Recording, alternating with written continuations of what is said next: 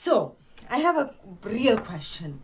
CEOs think that they get all the information, the right information, and the board meetings normally come with a big, nice pack of slide decks. But why is the CEO the last person to normally get to know the truth about a company?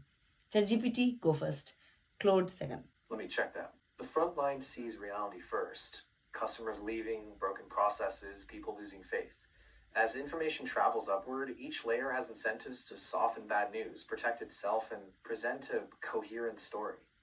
Board packs are polished snapshots, not lived experience. The best CEOs build channels where bad news travels fast and make it safe for people to tell the truth. Claude, what do you think? 1 second, let me get that. ChatGPT's answer is complete, waiting for Claude's take. Solid, and mostly right.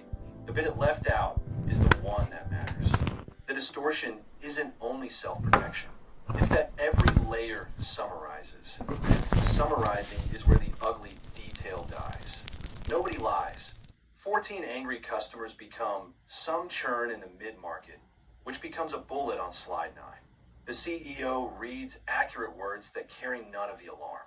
And the second thing, which is harder to say, the CEO usually trained the organization to do this.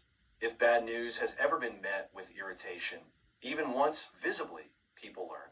So by the time someone reaches that seat, they're often surrounded by a system they built without noticing. The fix isn't better reporting. It's the CEO regularly talking to people 3 levels down with no manager in the room and doing something visible with what they hear. Okay, so what's the conclusion? How can a CEO proceed from this? Because they think that they're getting the information, obviously, but they're not. Let me check that. There are a few practical moves. 5 moves. Holding. Get a direct line to frontline staff and customers. Look at raw signals, not just slide summary. Ask explicitly what you're least likely to hear. Reward bad news early.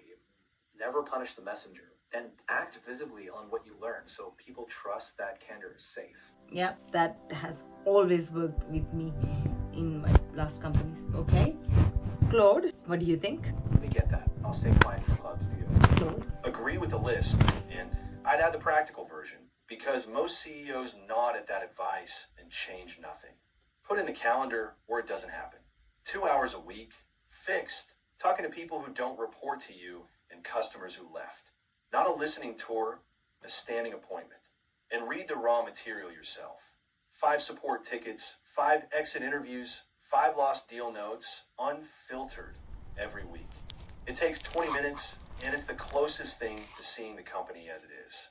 The one that actually shifts culture. When someone brings you bad news, promote them or say publicly that they were right. People don't believe words about candor. They watch what happens to the last person who tried it. Wow, that's actually quite powerful. Thank you. That's really good. Yeah, my experience is exactly that. CEOs who truly spend time on the floor, talking to the people, trying to understand exactly what happens, speaking to the customers, especially the tenders that we lost and people who exited, they learn the best, they learn the most, and they can put those fixes in. Well done. Thank you. You both have been quite thought-provocative today. You're welcome.